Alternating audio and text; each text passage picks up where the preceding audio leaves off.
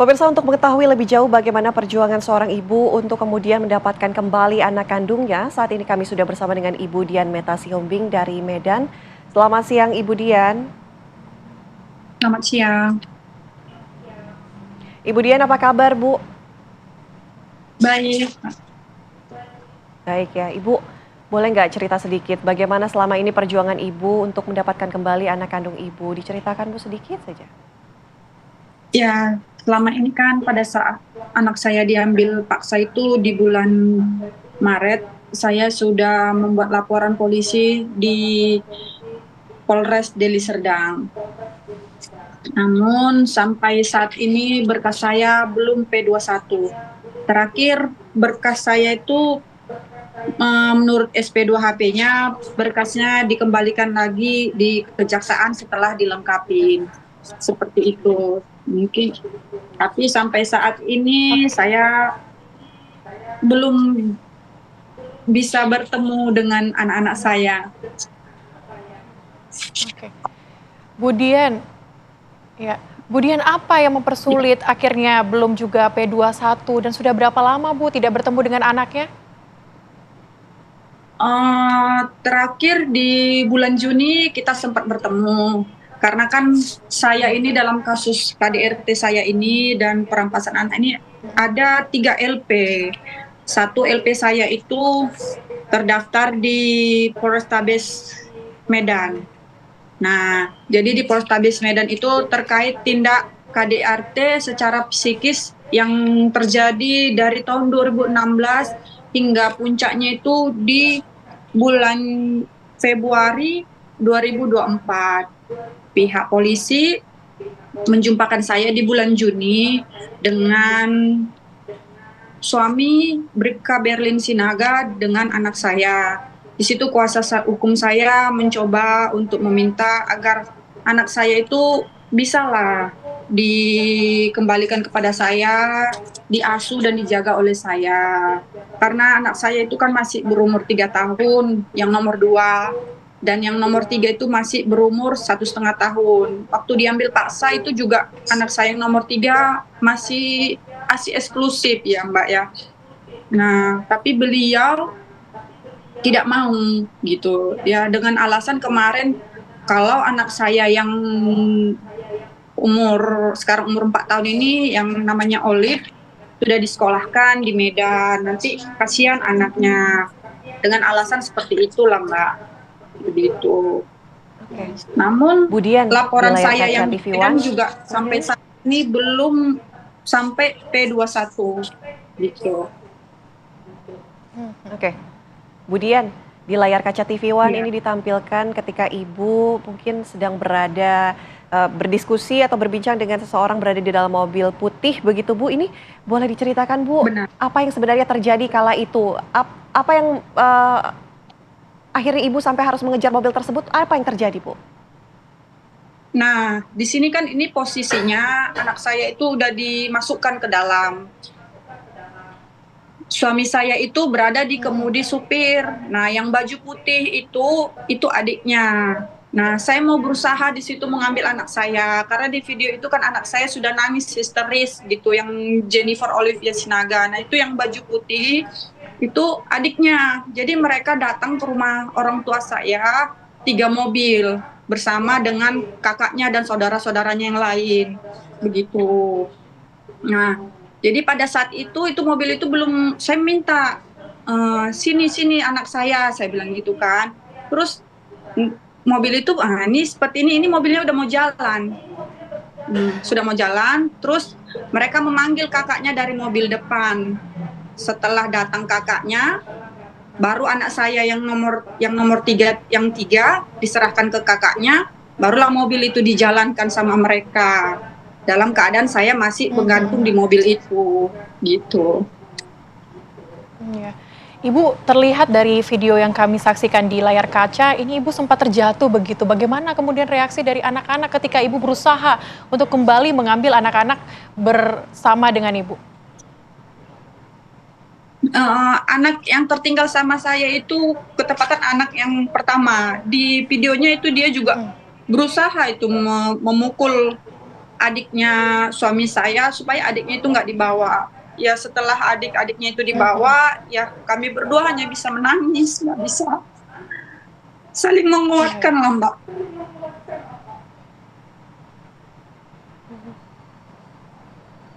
Oke. Ibu, kami tidak tahu perasaan ibu seperti apa begitu ya, kehilangan anak di depan mata. Artinya masih ada 2 anak ibu lagi yang berada di tangan suami ibu. Ini statusnya sudah berceraikah resmi atau masih dalam proses pengadilan, Bu? Belum, belum sah bercerai. Cuman kan Oke. ini semua lagi proses, karena dia saya laporkan karena tindak KDRT dia itu sudah terjadi berulang kali gitu Mbak. Nah saya juga sudah melaporkan suami saya ini ke Propam. Di bulan September kemarin saya sudah menjalani sidang kode etik, tapi sampai saat ini saya belum mendapatkan kabar keputusan hasil dari sidang kode etik itu, begitu. Oke. Oke. Kemudian ini sudah hampir 4 bulan lamanya Ibu tidak bertemu dengan anak Ibu yang dibawa oleh mantan suami Ibu. Ini bagaimana Bu? Tadi Ibu sempat sampaikan bahwa anak yang terakhir ini masih ASI eksklusif seperti itu Bu? Benar. Iya. Anak saya yang nomor 3 itu kemarin itu masih ASI eksklusif. Cuma terpaksa terputus ya, karena anak saya diambil secara paksa lah. Seperti video yang dilihat. Mereka 3 mobil datang ke rumah orang tua saya dengan mengambil paksa anak saya. Mereka datang dengan kuasa hukumnya, membodoh-bodohi warga. Mereka bilang, ini urusan rumah tangga, tidak apa-apa, tidak apa-apa. Tapi nyatanya mereka mempunyai rencana lain. Dengan melarikan kedua putri saya.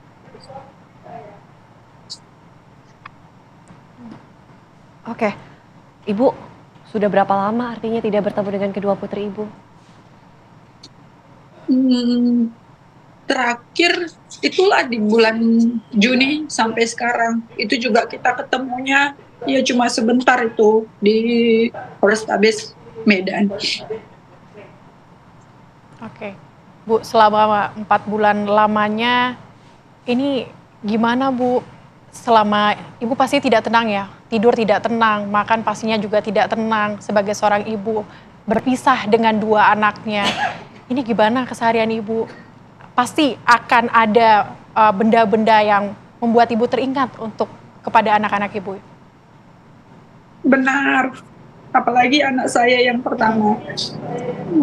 Dia selalu mendoakan agar adik-adiknya itu bisa dikembalikan dengan kami dan kami bisa berkumpul bersama kembali, begitu. Ya kami berdua cuma bisa menguatkan, kami nggak bisa berbuat apa-apa. Karena ya Mbak, seperti pelaporan saya ini dari bulan Maret sampai sekarang tidak selesai-selesai. Ya mungkin ya karena saya masih rakyat biasa ya, tidak mempunyai power. Makanya pelaporan saya di Polres Deli Serdang dan Kapolrestabes Medan seperti ya diperlambat lah, dipersulit. Nah, ini juga terkait pelaporan saya di Deli Serdang. Jelas-jelas di video itu keluarganya terlibat. Nah, saya harus membuat LP baru untuk adiknya. Tidak ada dilakukan pengembangan, Mbak. Seharusnya polisi mengarahkan ini ada orang lain nih yang terlibat dalam pidana ini, begitu kan. Kita kan masyarakat biasa kan nggak paham ya Mbak, gitu. Nah, ternyata mereka tidak melakukan pengembangan. Nah, jadi saya membuat LP baru terkait adiknya yang terlibat menganiaya di situ. Saya melaporkan dia di bulan Juni. Sekarang juga statusnya SP2HP terakhir di situ sudah jadi tersangka adiknya, cuman sedang ada pemeriksaan untuk dokter visum yang memisum saya pada saat kejadian, begitu Mbak. Oke. Bu Dian, suami ibu ini anggota kepolisian. Tadi Anda katakan Bribka, betul? Benar, benar. Yang bertugas di Polda Bekerja Sumut. di mana? Di bagian Krimsus, Mbak. Oke. Tadi Bu Dian sempat menyatakan Bu Dian ini adalah orang biasa yang tidak mempunyai power begitu sehingga kasus ataupun yang selama ini Ibu urus itu masih belum juga P21 seperti itu. Apakah ini Benar. hambatannya, Bu? Yang akhirnya tidak membuat berkas Ibu tak kunjung untuk P21 seperti itu? Ya, saya merasa seperti itu, Mbak. Karena saya lihat pada saat saya hal-hal sepele lah ya, saya kan wajar kita itu meminta surat perkembangan untuk kasus kita. Itu sangat sulit, Mbak. Kita meng-WA mereka sangat sulit. Hari ini kita WA, belum tentu itu WA itu dibalas. Padahal itu SP2HP itu kan SOP-nya begitu kan. Seharusnya tidak perlu kita minta, mereka itu sudah menyurati. Nah, terakhir saya mendapat SP2HP dari Polrestabes Medan. Itu dikeluarkan di 14 Agustus. Nah, saya nerimanya itu di 12 September. Bayangkan kalau tidak ada sesuatu di sana. Nah, di situ juga hasilnya dibuat. Hasil kesimpulan dari hasil pemeriksaan psikiater tidak didapati adanya kelainan jiwa, sehingga untuk kekerasan dalam rumah tangga masih belum terpenuhi. Nah, tindak lanjutnya akan melakukan gelar perkara demi kepastian hukum. Yang saya pertanyakan, apa saya harus gila dulu? Saya harus gila dulu, baru tersangka itu bisa dipenjara. Kita orang awam ya, Mbak, apakah kita harus gila dulu? Karena di sini dibuat tidak adanya kelainan jiwa, sehingga harus dilakukan gelar perkara kembali untuk tindak KDRT. Seperti itu. Baik, dari cerita Ibu juga tentunya kita merasakan tekanan-tekanan yang dihadapi. Ini kami ingin konfirmasi sekali lagi. Dua anak Ibu yang masih dibawa oleh suami Ibu di bawah umur dan satu masih ASI eksklusif, betul ya Bu ya? Apa kemudian ada Benar, kesempatan untuk mengirimkan pasokan ASI, Bu? Mohon maaf, ini pasokan ASI kepada anak Ibu mengingat masih ASI eksklusif harus sampai 2 tahun, Bu? Iya, benar. Tidak. Karena kemarin itu saya mengalami depresi berat. Depresi berat, Mbak. Saya mengalami depresi berat sehingga ASI saya terhenti.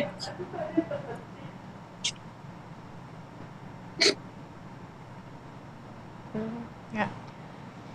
Bu Dian, Bu Dian, tentunya saat kami- ini Iya, Mbak. ya.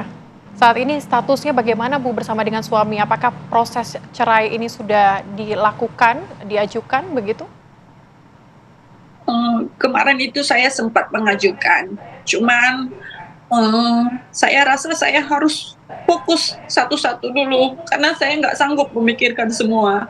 Jadi saya fokus dulu agar anak saya ini bisa dikembalikan dulu kepada saya, dan saya mendapatkan keadilan atas tindak pidana yang dilakukan oleh Bribka Berlin Sinaga. Seperti itu, Mbak. Karena seperti yang saya bilang tadi, karena saya masyarakat biasa, makanya saya seperti ini dibuat ya, Mbak. Seperti pemeriksaan saya di Polres Deli Serdang, saya itu banyak mengalami kekecewaan, merasa dihina, merasa gimana ya, kayak nggak penting lagi gitu masalah saya bagi mereka, karena sikap mereka ke saya itu, saya ini korban loh, Mbak, tapi seperti saya yang menjadi tersangka bagi mereka. Mereka itu tidak melayani saya dengan hati kemanusiaan mereka. Contohnya, kan jelas-jelas di Polres Deli Serdang itu, di situ alat bukti itu adalah video yang menyatakan pidana. Kenapa mereka mempersulit saya? Mereka meminta agar HP yang merekam itu dapat ditahan. Nah, saksi bilang kalau HP-nya itu sudah dijual. Nah, penyidik bilang kalau begitu kwitansinya mana? Nah, mereka saksi bilang kalau kwitansinya itu sudah hilang, begitu kan. Nah, terus kanitnya bilang ke saya, jangan sampai nanti dikira menghilangkan barang bukti. Nah, saya hanya bisa diam, Mbak. Cuma saya berpikir, kenapa hanya karena kwitansi mereka seperti itu, sedangkan Oke, tersangka sampai sekarang tidak ditahan, dan mobilnya ini juga, mobil putih yang dipakai ini juga tidak ditahan gitu. Kenapa mereka fokus ke kwitansi begitu loh? Sedangkan alat bukti nyata pidananya itu udah jelas, videonya gitu Mbak, gitu loh. Ini kan sama aja mempersulit saya, bagaimana supaya mental saya itu down dibuat mereka. Dan saksi juga merasa ketakutan, kenapa HP saya yang diincar mereka? Kalau kayak gitu, nggak maulah saya bersaksi. Saya di sini mencoba Oke. untuk membantu, malah saya yang mau dipersulit mereka. Jadi saksi itu ketakutan dengan sikap-sikap polisi yang seperti ini, begitu. Kami paham, Bu. Ibu sudahkah pernah mendatangi rumah keluarga dari suami Ibu? Tidak berani, Mbak. Tidak Kenapa, berani. Bu Dian? Adakah kuasa Terus hukum yang membantu Ibu untuk menyelesaikan masalah ini? Atau mungkin langkah ke depannya seperti apa, Bu? saya didampingi sama kuasa hukum saya. Cuma ya saat ini kami ya masih mengejar terus bagaimana proses hukumnya ini. Saya juga sudah melakukan upaya pelaporan ke atasan Kabirin Sinaga bahwa berkas saya ini dihambat gitu. Saya ada melakukan pelaporan ke Mabes Polri. Cuman ya semua kan butuh proses juga ya Mbak ya. Karena kan saya ini berlawanan, berhubungan dengan oknum polisi.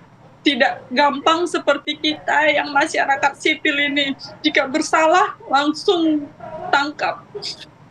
Kalau berurusan dengan pihak oknum polisi agak susah Mbak. Saya rasa ya, karena saya mengalami selama ini dari bulan 3 sampai sekarang bulan 9, saya rasa Oke. cukup lama ya. Oke, baik. Bu Dian, kami tentunya berharap semoga permasalahan anak-anak Ibu ini segera kembali ke tangan Ibu dan juga kembali bertemu dan juga berkumpul bersama dengan ketiga anaknya, Bu. Dua anak yang masih bersama dengan suaminya. Bu Dian tetap kuat dan semangat selalu, Bu Dian. Terima kasih sudah bergabung Bu bersama Dian. dengan kami di Sehat Apa Kabar selalu, Bu Indonesia Dian. Siang. Terima kasih Mbak.